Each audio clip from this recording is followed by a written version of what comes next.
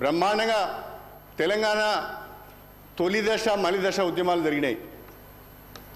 14 సంవత్సరాలుగా మలిదశ ఉద్యమం జరిగింది. తెలంగాణ మలిదశ ఉద్యమానికి నాయకత్వం వహించిన నాయకుడు కేసీఆర్ గారు. కానీ ఆ కేసీఆర్ గారు, తెలంగాణ తెచ్చిన కేసీఆర్ గారినే దీంట్లో మర్చిపోవడం బాధాకరము, విచారకరము అని చెప్పి నేను ఈ సందర్భంగా తెలియజేస్తున్నాను.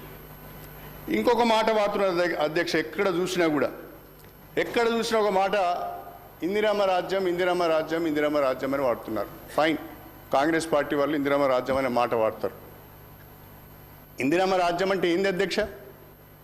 ఇందిరమ్మ రాజ్యంలో దేశంలో జరిగింది ఏంటిది? రాష్ట్రంలో తెలంగాణ తొలి దశ ఉద్యమం 1969లో వచ్చింది. తెలంగాణ మలిదశ ఉద్యమం 2001లో వచ్చింది. అప్పుడు ఇప్పుడు రాష్ట్రంలో కేంద్రంలో కాంగ్రెస్ పార్టీ అధికారంలో ఉన్నది. తెలంగాణ ప్రాంతానికి కాంగ్రెస్ పార్టీ న్యాయం చేయడం లేదని, నీళ్లు నిధులు నియామకాలలో తెలంగాణ పట్ల వివక్ష కనబరుస్తున్నదనే కదా, ఇందిరమ్మ రాజ్యం మాకు వద్దనే కదా కాంగ్రెస్ పార్టీకి వ్యతిరేకంగా, కాంగ్రెస్ ప్రభుత్వాలకు వ్యతిరేకంగా ఈ ప్రాంతంలో ఉద్యమాలు వచ్చాయి. అంతేకాకుండా ఇంకొక మాట అన్నారు, నియంతృత్వ నిర్బంధ పోకడలు అని.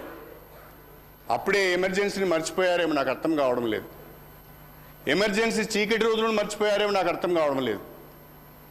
ఇందిరమ్మ రాజ్యం ద్వారా దేశ ప్రజలకు ఒరిగింది ఏమీ లేదు. 84-85లో ఇందిరాగాంధీ గారు చనిపోయినప్పుడు ఆనాడు జరిగిన సార్వత్రిక ఎన్నికలలో రాజీవ్ గాంధీ నాయకత్వంలో 404 సీట్లు గెలిచింది కాంగ్రెస్ పార్టీ పార్లమెంటు. ఇవాళ ఏమైంది అధ్యక్ష? ఇందిరమ్మ రాజ్యం అని చెప్పుకుంటూ వస్తే ఇప్పుడు 40 కూడా వచ్చినట్లేవు. 40 కూడా వచ్చినట్లేవు. అధ్యక్ష,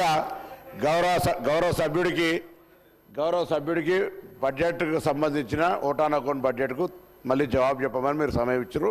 ఇది బాధ్యత, ఇది మన శాసనసభ వ్యవహారాలకు సంబంధించిన. కానీ వారు ఇందిరాగాంధీ గారు ఎమర్జెన్సీ ఇది ఎజెండా కాదు కదా అధ్యక్ష.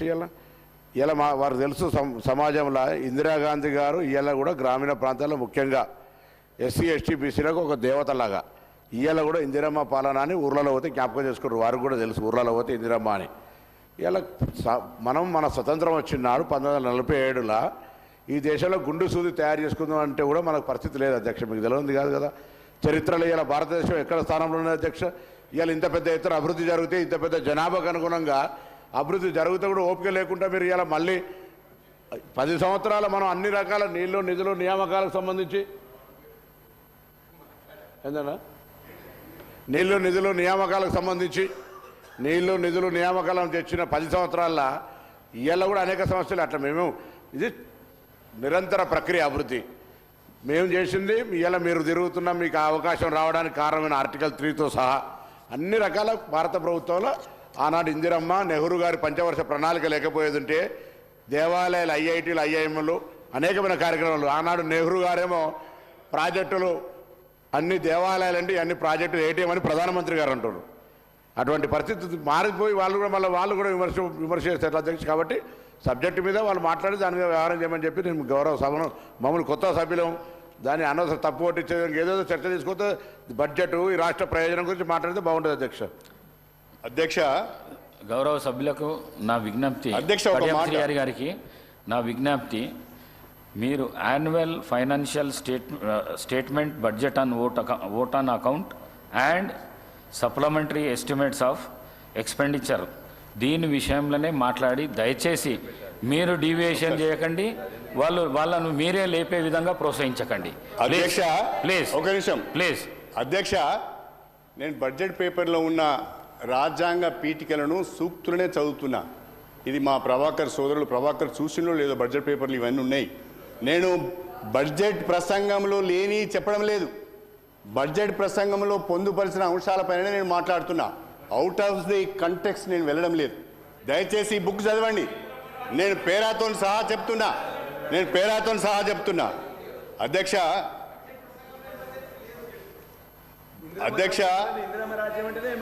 ఒక్క నిమిషం ప్లీజ్. అధ్యక్ష, బడ్జెట్ ప్రసంగంలో వీటన్నిటిపైన చర్చ వస్తుంది, వీటన్నిటిపైన విమర్శ ఉంటుంది అనే ఆలోచనతోనే డాక్యుమెంట్ తయారు చేయాలి. డాక్యుమెంట్ తయారు చేసి మాకిచ్చి ఈ బడ్జెట్ అంతా డొల్లగా ఉన్నది, ఈ బడ్జెట్లో గొప్పగా చెప్పుకోవడానికి ఏం లేదు కాబట్టి ఇంత మసాలా దట్టిద్దాం, ఇంత దీనికి ఫ్లేవర్ యాడ్ చేద్దామని చెప్పి ఈ రాజ్యాంగ పీఠికలు సూక్తులు ఇస్తే ఇదంతా డొల్లనే, ఇదంతా ఒట్టిదే, ఈ సూక్తులు కూడా ఒట్టి అని చెప్పవలసిన అవసరం ఉంటుంది అధ్యక్ష. ప్రతిపక్షంగా మా బాధ్యత అది. మీరు చెప్పినవన్నీ యాక్సెప్ట్ చేస్తూ పోం కదా అధ్యక్ష. ఇంకా చెప్పేవి చాలా ఉన్నాయి. ఇప్పుడు ఉదాహరణకు ప్రభాకర్ గారు 2వ పేజ్ చూడండి. 2వ పేజీలో 3వ పేరా, కొందరి కోసం మాత్రమే అందరూ బతకాలి, అందరి కోసం మనందరం బతకాలి. కొందరి కోసం ఎవరు బ్రతుకున్నారు అధ్యక్ష? భారతదేశానికి స్వతంత్రం వచ్చిన నాటి నుంచి కొందరి కోసమే కదా మీరు పనిచేసేది, ఒక కుటుంబం కొరకే కదా మీరు పనిచేసేది. మమ్మల్ని ఎట్లా అంటారు మీరు? మమ్మల్ని అనలేరు కదా, మమ్మల్ని అనటానికి మీకు అర్హత లేదు కదా. మమ్మల్ని మినిస్టర్ గారు అధ్యక్ష, నేను గౌరవ సీనియర్ శాసనసభ్యులు కడియం శ్రీహరి గారి పార్లమెంటరీ ఎక్స్పీరియన్స్ అంతా కూడా ఒడబోసి ఈరోజు మాట్లాడే ప్రయత్నం చేస్తున్నాను అధ్యక్ష. We'll take it in a positive way.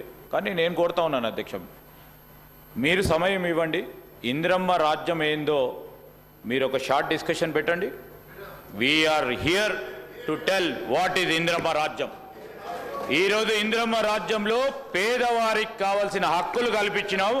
Congress party పరంగా పేదవారికి సంబంధించిన అనేక అంశాల విషయంలో గౌరవంగా ధైర్యంగా నిలబడి ఈరోజు ఎస్సీలు, ఎస్టీలు, బీసీలు, ఆర్థికంగా వెనుకబడిన ఉన్నత వర్గాలు కూడా నిలబడి ఈరోజు దేశంలో మాట్లాడుతున్నారంటే ఇందిరమ్మ రాజ్యంలో వారు కల్పించిన అనేక హక్కుల విషయంలో కూడా మాట్లాడదాం అధ్యక్ష. డిబేట్ చేసుకుందాం అధ్యక్ష. డిఫరెంట్ ఫామ్లో రమ్మని చెప్పండి, డెఫినెట్లీ వీ విల్ డిస్కస్. మీకు అక్కడ ఉన్న ప్లస్ పాయింట్స్ కానీ మైనస్ పాయింట్స్ కానీ చెప్పడానికి అవకాశం ఉంటుంది. మీరు ఈరోజు నేను గౌరవ సీనియర్ శాసనసభ్యులను కోరుతా ఉన్నాను, ఓట్ ఆన్ అకౌంట్కు సంబంధించిన అంశం విషయంలోనే మనం ఎందుకంటే 1 అవర్ అన్నారు వారు, 30 మినిట్స్ మేమంటే విత్ ఇన్ 1 అవర్ అన్నారు. దీంట్లోనే వారు 10-15 నిమిషాలు ఇందిరమ్మ రాజ్యం ఎప్పుడో జరిగిన కొన్ని ఉదాంతాలను పట్టుకొని దాన్ని ఉట్కాయించే ప్రయత్నం చేస్తున్నారు అధ్యక్ష. మేము గౌరవ స్పీకర్ గారిని కూడా కోరుతా ఉన్నాను, let us restrict to the subject అధ్యక్ష.